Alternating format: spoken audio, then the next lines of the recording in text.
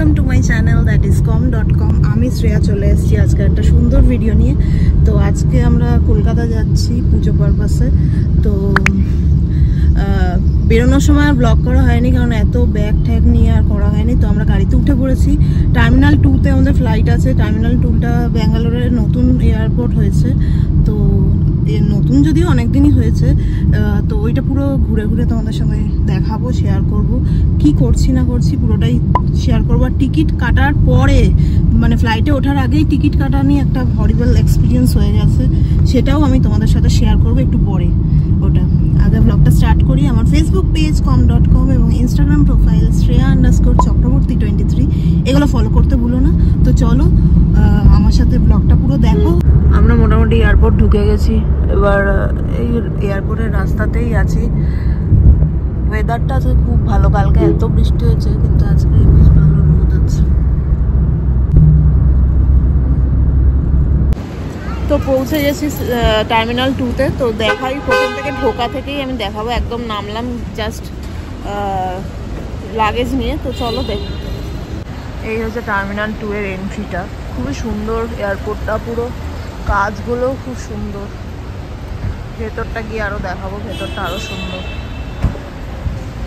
যতক্ষণ না লাগেজটা জমা দিতে পারছি, এতগুলো বড় বড় লাগেজ, হাতে ব্যাগ, পিঠে ব্যাগ, সব ব্যাগ, এত ব্যাগ বলে একটু প্রবলেম হচ্ছে। ভেতরে গিয়ে ভালো মতো দেখাবো। সিকিউরিটি স্ক্যান করে ঢুকে গেছি, ভেতরটায় ঢুকে গেছি। ভেতরটা একটু দেখাবো, এত সুন্দর। উপর বলে এটা পুরো বাঁশের স্ট্রাকচার, কিন্তু অ্যাকচুয়ালি জানো তো, পুরোটা বাঁশের স্ট্রাকচার। আর আর্টিফিশিয়াল এরকম ইয়ে দিয়ে করেছে, খুব সুন্দর। আর্টিফিশিয়াল প্ল্যান্টসগুলো খুব সুন্দর, পুরোটা বাঁশের। এয়ারপোর্টটা অনেক বড় অ্যাকচুয়ালি। এইদিকে ডোমেস্টিক ডিপার্চার আছে, এখানে ঢুকবো। আমাদের ফ্লাইট ভিস্তারায় ঢুকে বলছি, ভিস্তারা টিকিট কাটার পরে কি কি এক্সপিরিয়েন্স হলো। এই ঢুকে জায়গাটা কি সুন্দর।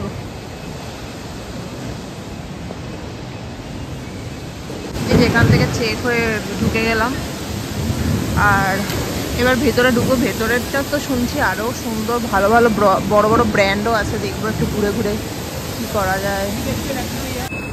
ঢুকে গেছি, ঢুকেই দেখছি MK, বস, সব কিছু বড় বড় ব্র্যান্ডগুলোর আছে। শপার স্টপও আছে। সব ব্র্যান্ড মোটামুটি এখানে আছে। এখানে শপার স্টপের বিউটি প্রোডাক্টগুলো আছে, সরসলি আছে, কিচেন বার, এগুলো আছে। এইটা তো ইয়ে নয়, লাউঞ্জ নয়, সামনে আছে। হ্যাঁ, জিমসাম সব কিছুই আছে। খুব সুন্দর জায়গাটা। ভেতরটার ইন্টেরিয়রটা এত সুন্দর, যেখানে বসবে সেখানে ফটো।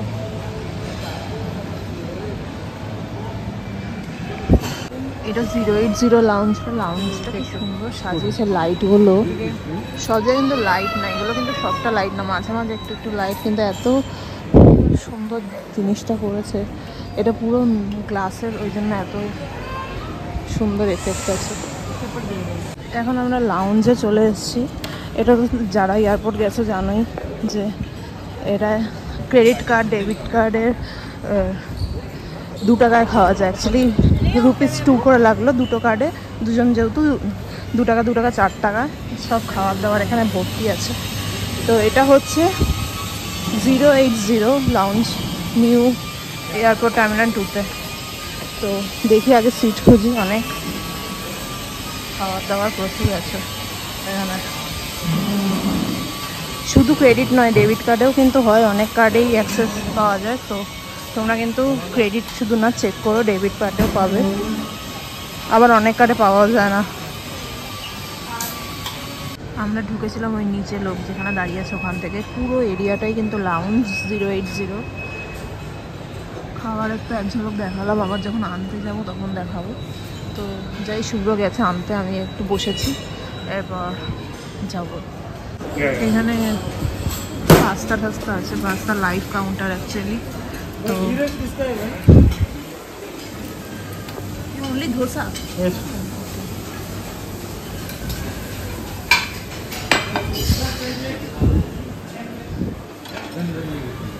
এখানে ভেজ সেকশনটাও আছে, দেখি ভেজ সেকশন থেকে কিছু খাই।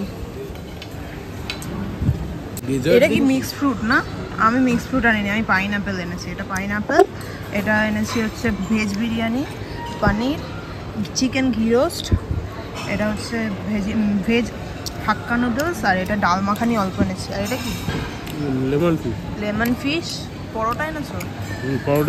তো স্টিম রাইসও এনেছো। আমি অনেক মিক্স। ও আরেকটা জিনিস এনেছি, মাশরুমের একটা জিনিসও এনেছি, মাশরুমের একটা পিটা ব্রেড আর পরোটা।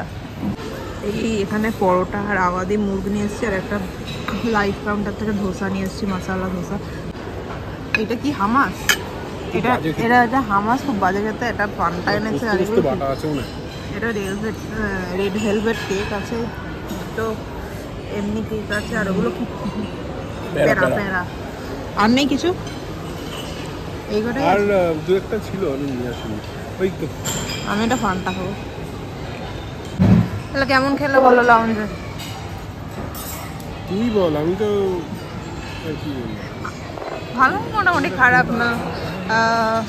খাওয়া দাওয়াগুলো লাস্টে কয়েকটা ডেজার্ট খেলাম, ডেজার্টগুলো প্যারাটাই বেটার ছিল, আর রেড ভেলভেটটাও ভালোই ছিল।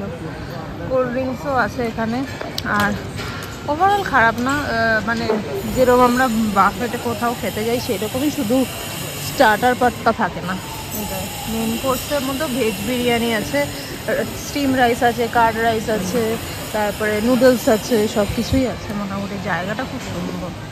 তো দেখলেই আমরা খাওয়া দাওয়া করে বেরিয়ে পড়েছি লাউঞ্জ থেকে। লাউঞ্জের সামনেই বসে আছি। টিকিটের কথাটা যেটা বলবো সেটা হচ্ছে, আমাদের এই পুজোর টিকিট বলেই আমরা একটু তাড়াতাড়ি কেটেছিলাম, কারণ যে কোনো জায়গা থেকে এই পুজোর সময় কলকাতা ফেরাটার একটা কলকাতার টিকিটের খুব দাম, প্রাইসটা বেশি হয়। তো আমরা জুলাই মাসের ওই 3rd উইক নাগাদ টিকিট কেটেছি। তো আমাদের এই চেক ইন করা, মানে ইয়ে করার জন্য, ওয়েব চেকিংয়ের জন্য দেখতে গিয়ে হঠাৎ দেখছি যে ওয়েব চেকিংটা হচ্ছে না। তো ওয়েব চেকিং হচ্ছে না, তো সাইটে দেখাচ্ছে যে এয়ারপোর্টেই ওয়েব চেকিং হয়ে যাবে। তাও আমরা একবার শিওর হওয়ার জন্য, যেহেতু আমরা মেকমাই ট্রিপ থেকে করেছিলাম, তো টিকিট কাটা হয়েছিল মেকমাই ট্রিপ থেকে। তো মেকমাই ট্রিপে একবার কল করলাম। কল করে ফার্স্টে ওরা একজন যে বললো এমপ্লয়ি, সে বলল যে হ্যাঁ আপনার বোর্ডিংটা ওখানেই হয়ে যাবে, ওয়েব চেকিং কিছু করতে হবে না। তো তারপরে আবার উনি কিছুক্ষণ বাদে ওনার যেন হোল্ডে রেখে রেখে কথা বলে, দেখে, এই করে। হোল্ডে রাখার পর দুবারের বার বলছে যে আপনার ফ্লাইটটা নন অপারেশনাল হয়ে গেছে, মানে ফ্লাইটটা যাবে না।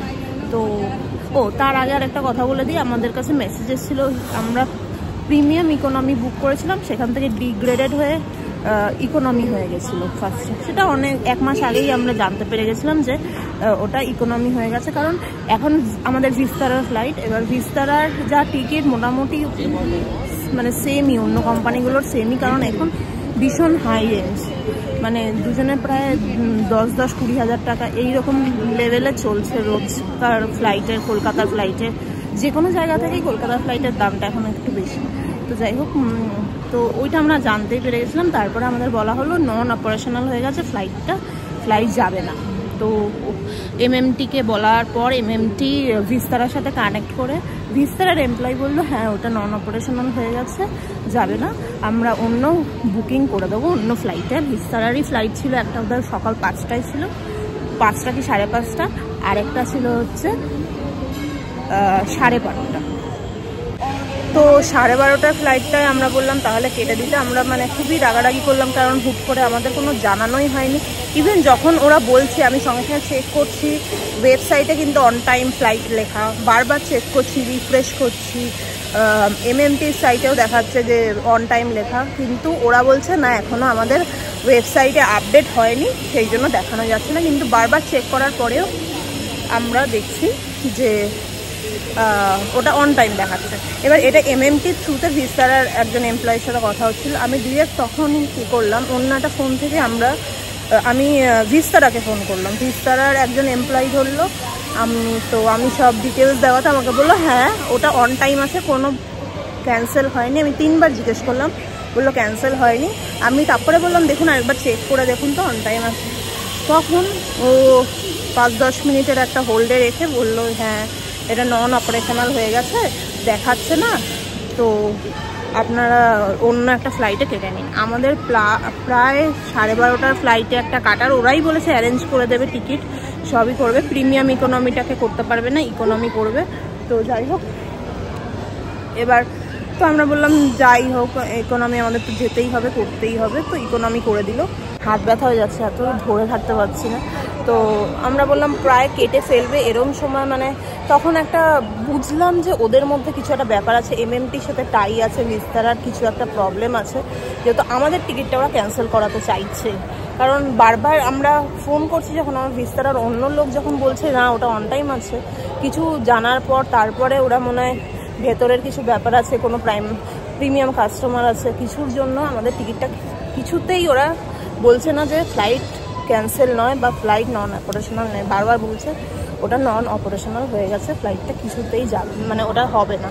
12:30টায় যখন আমরা কাটবো একদম ঠিক কেটে নেব, তখন মেয়েটাকে, মানে যে মেয়েটা এমপ্লয়ি, যে তাকে ভয় দেখাতে, তাদের সিওন কথা বলাতে সে তার ম্যানেজারকে ফোনটা দেয়। ম্যানেজার বলছে না, কোনো ফ্লাইট ডিলেও নয়, ফ্লাইটের কোনো প্রবলেম নেই, ফ্লাইট অন টাইম আছে, আপনাদের টিকিট আমরা করে দিচ্ছি, তবে ডিগ্রেডেড হয়ে গেছে, প্রিমিয়াম থেকে ইকোনমি ক্লাস হয়ে গেছে, আর কোনো প্রবলেম নেই।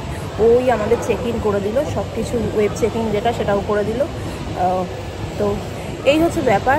মানে অনেকেই হয় না, আমরা ফ্লাইটে যাই কিন্তু হয়তো এরকম আমাদের সাথে অনেক হয়েছে, আমরা সেকেন্ড একটা ওপিনিয়ন নিয়ে অন্য ফ্লাইট কেটেছি।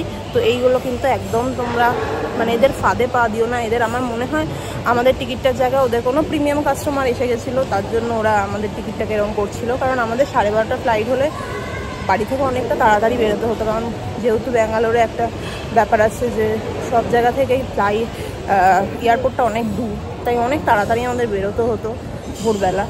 তো সেটা আমাদের পক্ষে পসিবল ছিল না, আর আমরা কেনই বা করবো, সেই জন্য মেনলি। তারপরে সব মোটমাট ঠিক হয়ে গেছে, এখন বসে আছি ফ্লাইটের জন্য। তো এই হচ্ছে ব্যাপার। তো তোমরা এইরকম ফাঁদে না পা দিও না, কারণ এগুলো কি করে এরা, কোনো এই এজেন্টের থ্রুতে আমরা যেহেতু কেটেছি, এমএমটির থ্রুতে, এমএমটির সাথে হয়তো কিছু একটা প্রবলেম হয়েছে বা কিছু ভিস্তারার কিছু টাই আপ হয়েছে, যাতে অন্য কাস্টমারকে পাইয়ে দেওয়ার একটা চেষ্টা ওদের মধ্যে ছিল। এটাও খুব সুন্দর, ওয়াল কিচেনের জিরাফ।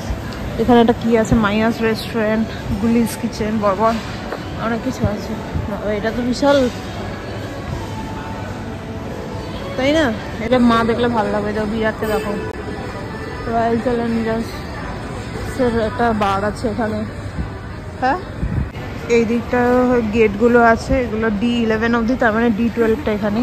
ওকে, ফার্স্ট গেটটাই আমাদের, একদমই কাছেই আছি, ফার্স্ট গেটটাই আমাদের। এই দিকটাও অনেকটা চলে এলাম, এদিকে ছোটোখাটো ক্যাফে টাইপের আছে, এদিকে গেটগুলো, এইদিকে গ্র্যাব অ্যান্ড গো এইগুলো আছে, rock grab, even hard rock cafe আছে দেখছি, এই হার্ড রক ক্যাফে আছে। সত্য কলও আছে, এটা বেশ ভালো, মানে ব্যাগ ট্যাগের জন্য ব্যাগগুলো খুব সুন্দর আছে এখানে দেখছি। বেশ ভালোই বৃষ্টি হয়ে গেল। ভিস্তারার ফ্লাইটগুলো অনেকগুলো এখানে আছে, ইন্ডিগো আছে, এয়ার ইন্ডিয়া আছে। আমাদের ফ্লাইটটা মনে হয় এসেছে, দেখাচ্ছি এখন। এটা প্যাসেঞ্জাররা নামছে,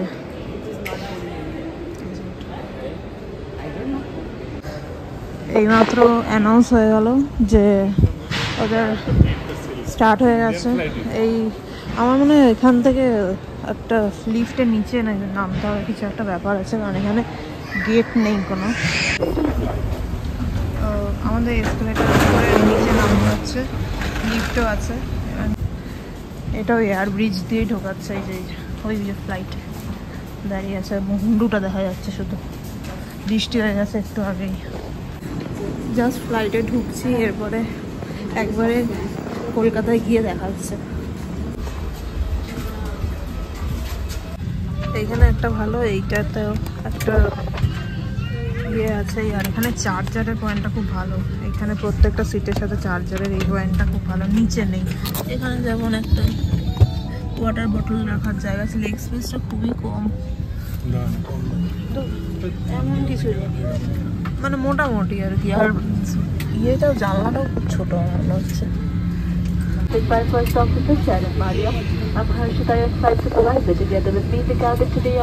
এখন ছাড়ছে, ফ্লাইটটা জাস্ট ব্যাক হচ্ছে।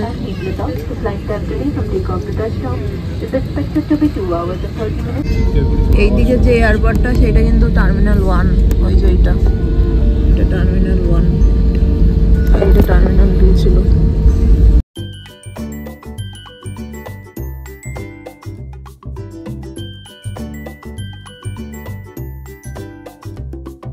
তো বিস্তারে আমাদের টিকিটের সাথে ইনক্লুড ছিল, খাবার দিয়ে দিয়েছে। এটা একটা কি এরকম কাপ টাইপের, কাপ কেক টাইপের, এটা মনে হয় ব্রাউনিস টাইপের। এটা কি দিয়েছে? চিকেনে পাওভাজি নাকি চিকেন ওই টাইপেরই, পাওভাজি টাইপের। ওটা ব্রাউনিস টাইপের দিয়ে দিয়েছে।